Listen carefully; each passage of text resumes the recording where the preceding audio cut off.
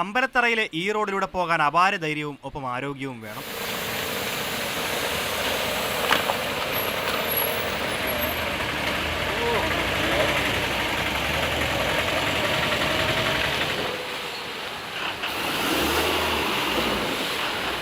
കഴിഞ്ഞ കുറേ വർഷത്തിലധികമായി നവീകരണം നടക്കാതെ കിടക്കുന്ന റോഡാണിത്. ടാറിളകി വലിയ കുഴികൾ രൂപപ്പെട്ട റോഡിൽ കാൽനട യാത്ര പോലും സാധ്യമല്ല.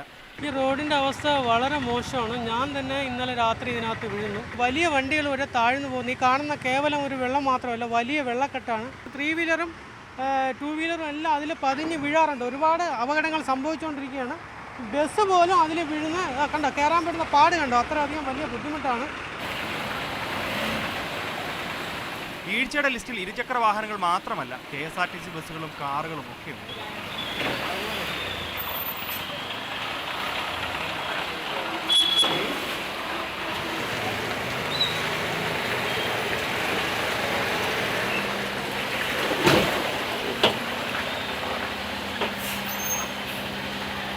അമ്പലത്തറ സ്കൂളിലേക്ക് കുട്ടികൾ പോകുന്നത് ഇതേ വഴിയിലൂടെയാണ്. ഇവിടെ ഓടകൾക്ക് മൂടിയുമില്ല. ചുരുക്കി പറഞ്ഞാൽ സർവത്ര അപകടം.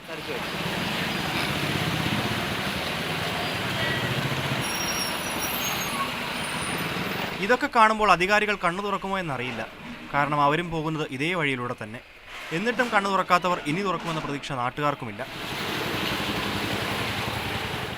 മാതൃഭൂമി ന്യൂസ്, തിരുവനന്തപുരം.